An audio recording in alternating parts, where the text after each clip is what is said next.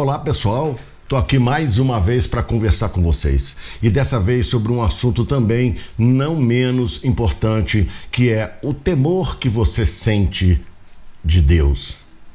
Temer a Deus não é uma coisa muito boa de se pensar, de se ter dentro de você. Você dizer com um orgulho acima de tudo que você teme a Deus. Quando você teme alguém ou alguma coisa, você tem medo de ser afetado por aquilo, não é mesmo? E como você vai temer a Deus?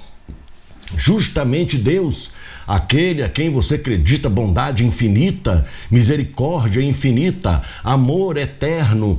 Como este ser que você chama de Deus, que tem todas essas qualidades infinitas e eternas, que por sinais tão boas, iria fazer mal a você? Como? Me explica isso. Quer dizer que você julga que Deus é vingativo, que Deus é cruel, que ele teria capacidade de fazer mal a você? Como, por exemplo, na idade da escravidão, quando os escravos não seguiam as regras e o sistema dos senhores de engenho e eram chicoteados, postos nos troncos, acorrentados. É isso que você pensa de Deus? Que Deus está com um chicote na mão, pronto para descer nas suas costas? Quando você simplesmente quebrou alguma regra ou desobedeceu suas leis? Você acredita realmente que Deus tem essa maldade no coração? Que Ele está pronto para te castigar por uma falha sua? Como, por exemplo, você vai numa igreja, você deixou de ir na igreja durante 15 dias, durante um mês, não se confessou, não se comungou, não foi lá encontrar com ele, de repente Deus desceu sua ira sobre você e fez você bater com o carro, ou fez você tropeçar na rua, cair, quebrar um braço. Mas que Deus é esse que você julga que é tão bom infinitamente e desce sua ira sobre você e provoca isso com você? Vingativo esse Deus, hein? Cruel. Só que a partir do momento que você adiciona essa crueldade a uma bondade infinita, você acabou com Deus. Esse não é o meu Deus. Porque o meu Deus, em todas as qualidades, ele é infinito. Jamais levantaria a mão para mim. Se você julga que você deixou de acender uma vela ou de atender a uma promessa, Deus vai descer sua mão sobre você e vai te provocar um mal incrível? Então eu vou explicar aqui. Lembra quando eu falei com vocês do Atma? Que o Atma é a essência divina que habita dentro de nós, está dentro de nós, é o nosso eu interior, o nosso eu supremo, que é um pedaço de Deus que habita em nós por toda a eternidade, imutável, intransferível, é o elo eterno. Lembra que eu falei isso com vocês no outro vídeo? Imaginem agora que se Deus for levantar a mão, a sua espada, o seu chicote contra você para te castigar, ele vai estar castigando ele mesmo. Ele vai estar indo contra ele mesmo. Imaginem só, ele vai levantar a espada contra ele próprio, não só contra você, que é uma criatura que ele tanto ama, mas ele vai estar ferindo ele mesmo. Porque quando ele olha para você, ele se vê lá dentro e ele vê que tem um pedaço dele lá dentro, que é o suficiente para você continuar a sua escalada e evoluir para a eternidade, evoluir na grandeza da harmonia do universo, porque as leis e as regras de Deus já foram criadas tão perfeitas exatamente para que o universo caminhe, se expanda junto com você, evoluindo degrau a degrau, até você alcançar a sabedoria máxima dos iluminados, principalmente dos autogerados. Vamos lembrar aqui, meus amigos, que neste assunto nós devemos voltar lá atrás, na época de Israel, dos judeus, não é? Quando tinham um Deus que dizia e se intitulava: eu sou o Deus de Israel. Bom, ele só era Deus de Israel, né? Porque o restante do mundo, coitado, não tinha Deus. O restante de todo o planeta A população que habitava o planeta não tinha Deus. E esse Deus era exclusivo de Israel. E era o Deus perfeito em amor e harmonia e bondade, não era? Mas quando o telefone tocava lá de cima ou daqui para lá e Deus avisava assim: vá, entre com seu exército naquela cidade, eu estarei com vós e você eliminará todos aqueles que vieram contra mim ou que vierem contra mim. Então vejam bem, quando o telefone tocava, que isso era igual um telefone, todo mundo naquela época lá em Israel, no meio dos judeus, conversava com Deus, sempre aparecia um mandante: falei com Deus e ele me disse que nossos exércitos estão prontos e que ele vai estar à frente da nossa luta. Nossa, Deus levantava uma espada e atacava inocentes, dizimava cidades e mais cidades inocentes, porque ele se julgava um Deus único de Israel. Agora, e os outros? Os outros tinham lá os seus deuses. Eles nem sabiam, nem conheciam que existia um Deus único. Eles não faziam ideia disso. Eles eram pessoas inocentes que cuidavam das suas terras, cuidavam de suas plantações, criavam suas famílias, rezando lá para os seus deuses, assim como era na Grécia, assim como era em Roma. E quem há de dizer para mim que eles não eram atendidos em suas horas de súplicas? Porque eles se ajoelhavam e pediam aos seus deuses um bom lugar para o seu ente querido que havia falecido, pediam proteção e iluminação no caminho deles, para o que eles viessem a fazer, e por causa disso, simplesmente Israel, com o seu Deus todo-poderoso e matador, simplesmente julgou todos esses deuses pagãos. E depois a Igreja Católica fez o mesmo.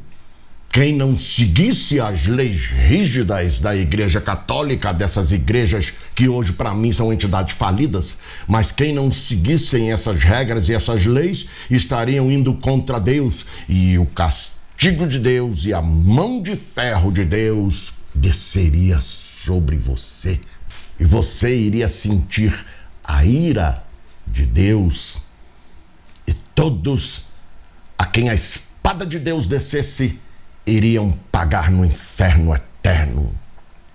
Então daí para frente todos se ajoelhavam, imploravam e choravam. Isso ainda é que eu falei de vocês sobre Lúcifer, que nós ainda temos que lapidar o nosso Atma. Temos que aprender a evoluir, porque a culpa de nós estarmos caminhando nessa escuridão é nossa própria. E nós temos muito assunto pela frente ainda para falar sobre essa coisa de que a intervenção das intervenções divinas, das intervenções dos santos, das intervenções dos espíritos. Eu vou deixar esse assunto para um outro vídeo mais à parte, tá bom? Por enquanto, vamos falando aqui desse temor que você sente por Deus. É uma coisa realmente complicada de entender. Sei que muitos de vocês vão dizer que não, mas nós temos que obedecer a Deus, porque realmente Deus castiga. Sei, isso está entranhado dentro de nós, no nosso subconsciente, dos nossos tataravós de 1000 anos atrás, foi entranhado dentro de nós. É difícil você ter uma outra visão que não seja essa de um Deus que castiga. Mas se você não lutar contra isso, se você não combater esse mal que foi plantado dentro de você, você sempre vai ver Deus como uma pessoa incompleta, que usa da maldade para castigar, usa da perversidade. Imagine agora, vamos dar um exemplo, uma metáfora aqui. Se você morasse numa floresta, uma casa no meio da floresta, e você tivesse de estimação um urso, e esse urso estivesse dentro de uma caverna. Todo dia você ia lá, alimentava esse urso, dava comida para esse urso, mas o dia que você deixou de alimentar esse urso, ficou lá dias, semanas sem alimentar esse urso sai da caverna e come você e toda a sua família. A metáfora é a mesma, porque ele era um animal seu de estimação, você amava este animal, mas este animal te castigou por você não ter dado água nem comida para ele durante um tempo. E ele se enraiveceu com você, partiu para cima de você, comeu você e sua família. Só que este urso é um animal irracional. Se esse urso fosse Deus, sabe o que ele iria fazer? Ele ia morrer por você. Se esse urso fosse Deus, ele morreria na caverna e seria incapaz de sair dela para fazer qualquer mal a você ou sua família. Vejam bem como uma metáfora é importante. Se você tem um animal de estimação, você pode pensar assim: se você de repente para de dar comida para o seu cachorro, você vai ficar com medo dele avançar na sua mão. Mas se esse cachorro fosse Deus, esse cachorro morreria por você. Assim como Deus, como Jesus, morreu na cruz por nós. Jesus levantou a mão para atingir cada um de nós? Hoje todo mundo faz essa pergunta. Por que Jesus não invocou seus anjos? Até mesmo os apóstolos fizeram. Por que Jesus não invocou seus exércitos angelicais para descer sobre a terra naquele momento e o livrar da cruz? Porque Jesus, sendo autogerado e sendo o próprio Criador, jamais ele iria fazer isso, porque ele estaria infringindo suas próprias leis. Ele estaria infringindo as leis perfeitas da criação. Ele não levantaria a mão contra suas criaturas.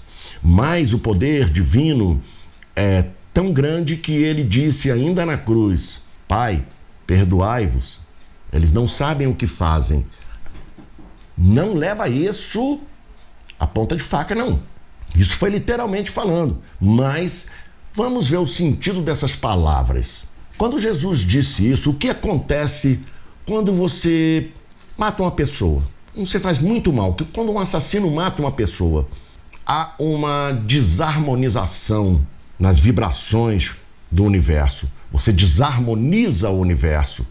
O universo entra em desarranjo e há necessidade disso se consertar. É a mesma coisa, a orquestra sinfônica está tocando uma sinfonia de Mozart, perfeita, todas as notas em perfeição. Mas de repente apareceu um flautista louco, se infiltrou lá dentro da orquestra e começou a tocar aquilo lá e começou a desarranjar. A orquestra não sabia mais para onde estava indo, que compasso tocava. O trompetista começou a errar tudo, porque aquelas notas desafinadas que vinham da flauta começou a desarmonizar completamente a orquestra e virou uma bagunça. Mas rapidamente o maestro, nas primeiras notas, o maestro identificou algo muito desafinado e errado e mandou que esse flautista fosse retirado da orquestra, e a orquestra conseguiu voltar à sua esplêndida harmonia, à sua harmonia perfeita. E é assim que funciona. Foi isso que Deus pediu. Porque isso acaba gerando uma reação em cadeia. Essas vibrações são tão pesadas e tão ruins quando uma pessoa faz mal a outra, dependendo da seriedade, que isso vai como uma explosão em cadeia. E o que é o bater de uma borboleta aqui, vocês sabem, se transforma num terremoto lá do outro lado. Imagina agora você fazer mal a um ser supremo, a um autogerado. Você tentar fazer mal à própria essência divina.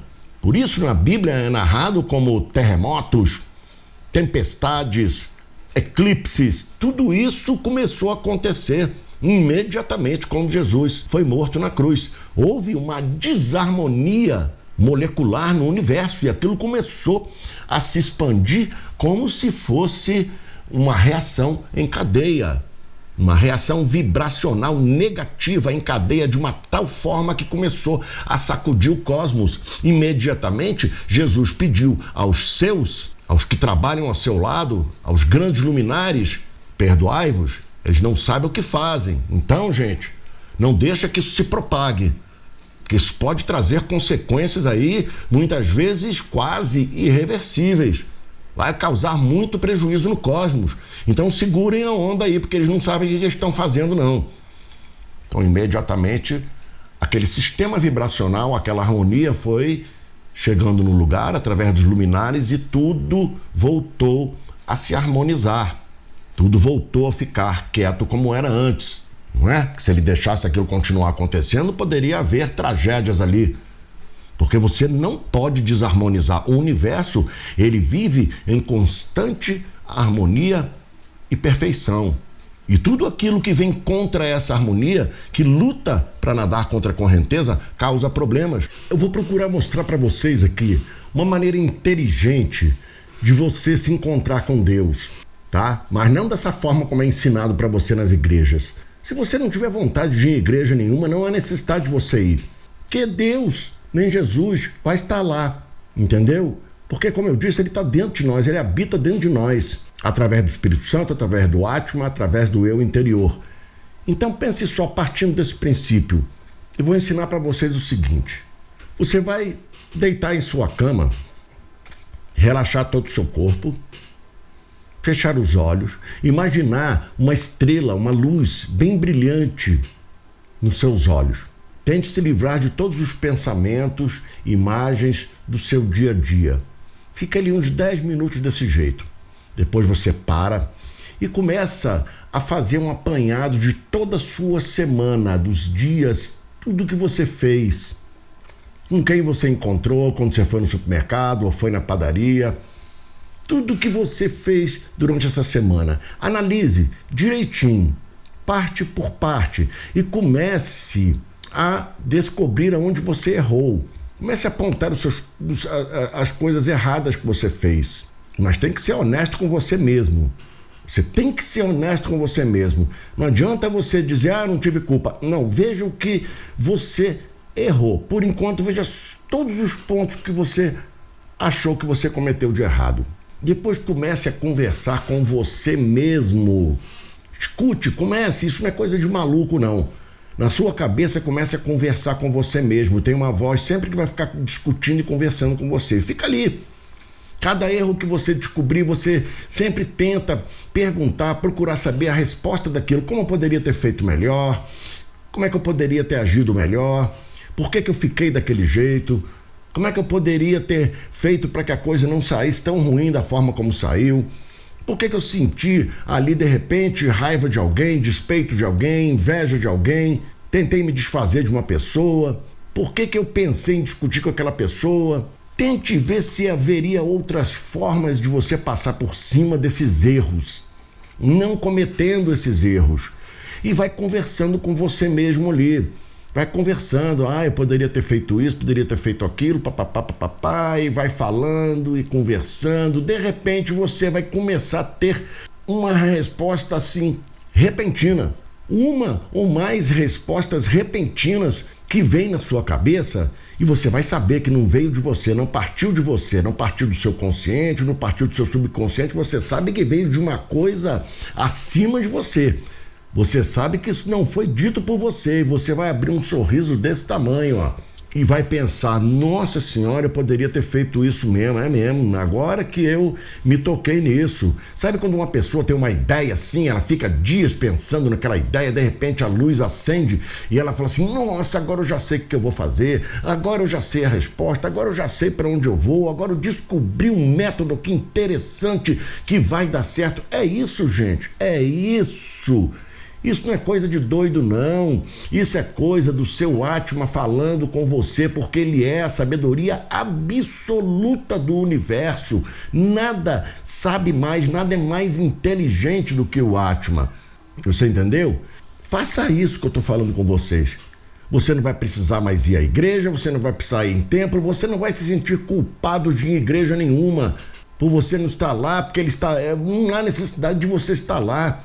Em templo algum, em igreja nenhuma. E quando você fizer isso que eu estou te falando, não há necessidade de você se ajoelhar, de você acender vela, de você começar a falar aquelas palavras, Deus, olhe por mim, me cubra com seu manto sagrado, eu peço que o Senhor me ajude. Nada disso, porque a partir do momento que você faz isso, você está pondo Jesus para fora de você. Você está colocando Deus fora de você, num espaço totalmente distante de você, e que você está sentindo necessidade de buscar que Ele te olhe, que Ele venha, olhe por mim, volte teus olhos para mim, Deus, Senhor. Não é isso que eu estou pedindo para vocês fazerem. Faça só isso que eu falei. Visualizem uma luz, uma estrela azul, brilhante, bonita em vocês e comecem a conversar com vocês próprios. Façam isso, vocês vão começar a ter ideias sobre como melhorar o seu comportamento. A luz vai brilhar, a sabedoria vai vir em você e você vai ver que você já teve contato com o divino. O divino já te respondeu, o divino está com você e ele está falando com você. Não precisa você marcar encontro nem em lugar nenhum para falar com ele. Jesus já dizia, ninguém está sozinho, ninguém fica sozinho. Tem aquele ditado até inclusive que os espíritas e os esotéricos falam, Jesus é o único amigo que não nos deixa na mão, é o único que não nos abandona. Por quê que ele não nos abandona?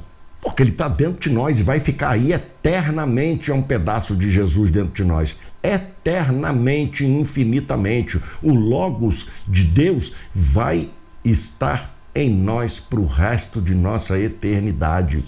Entenderam agora? Como Jesus faria mal para nós naquele momento da cruz? Desceria seus exércitos, seus anjos para nos aniquilar?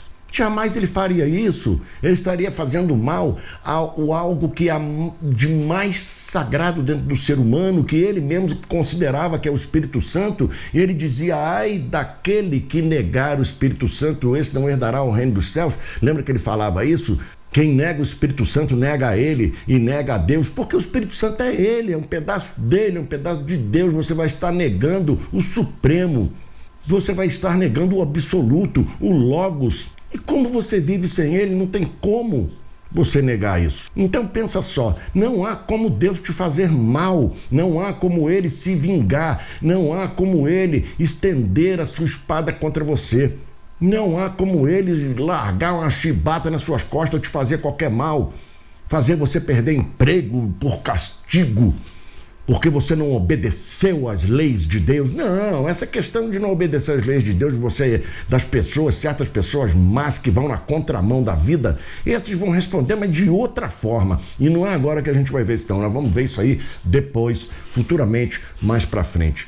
Por enquanto, pensem o seguinte, Deus não é intolerante com os seres humanos, com as pessoas, com os seres que ele criou. Ele é nosso Criador. Ele não é louco. Deus não é louco, Deus não é cruel, Deus não é mau, ele é todo bondade infinita, sempre lembrem disso. Não adicionem nada de errado nas qualidades de Deus, não adicionem aí um castigo, porque se você adiciona castigo, você vai estar dando uma parcela de maldade para ele, e a partir do momento que você faz isso, você quebrou o seu Deus, acabou com ele. Então, Deus não é louco, Deus não é maluco, Deus não é mau, Deus não se irrita, entendeu? Deus não se irrita com ninguém. Deus não perde a paciência com ninguém. E se isso acontece com o seu Deus, se você ainda acha que isso acontece com o seu Deus, você tem medo dele, fala o seguinte, dá um gardenal para ele, que ele fica tranquilo. Tá bom? Gente, deixe que Deus ame vocês, porque ele está dentro de você, ele está brilhando, ele está em você. Tá certo? E o que está em você não vai te fazer mal. Nem a totalidade da inteligência absoluta que está no universo, que é o tapete onde está o universo, que apoia, é o nosso triângulo que apoia o eterno e o infinito, esse não vai fazer mal contra você, que é uma criatura que ele tanto ama, e fazer mal a ele mesmo, porque ele não é burro. Ele não vai atacar ele mesmo. Então veja bem que Deus que você quer para você. Você quer o Deus malvado, perverso, vingativo, o Deus que te castiga, ou você quer um Deus que te ama eternamente e infinitamente? Se for esse Deus que você quer, que te ame, que é amor puro, que está em você, que brilha em você, que não precisa de você buscar ele em lugar nenhum, nem em templo nenhum, nem em igreja nenhuma, nem em canto nenhum, basta você conversar com você mesmo, entendeu? Não precisa de você buscar no céu, Deus que estás no céu, não, ele está em você. Ele criou o próprio universo e ele é o sustento do universo. Ele está em todos os lugares ao mesmo tempo, onipresente, onipotente, e está em você também. Se você quer, se é esse Deus que você quer para a sua vida, abandone o outro Deus e aceite esse que está em você. Porque você vai fazer com que ele fique muito feliz com isso. E cada vez mais esse Atma vai brilhar em você, trazendo para você sabedoria. E quanto mais sabedoria você tem, mais degraus você galga para a eternidade, para a sua evolução. Mais você vai se expandir dentro de Deus e Ele dentro de você. E você vai conseguir uma iluminação muito linda, muito maravilhosa, que você só vai conseguir através do Atma, do Espírito Santo e do eu interior. do nosso eu supremo. Pensem nisso, pessoal, e vamos deixar para o próximo vídeo outras ideias muito interessantes que eu vou trazer para vocês, tá ok? Valeu a viagem? Se valeu a viagem, vamos fazer o seguinte: se inscreve aí no meu canal e não se esqueçam que eu sou aposentado, viu? Preciso de vocês. Poxa, eu tô trazendo aqui 50 anos de experiência. Se vocês gostarem, dá aí um cliquezinho aí naquela polegarzinha assim, um joinha lá e se inscreve aí no canal. Um beijo para todos vocês e que a sabedoria brilhe no interior de cada um.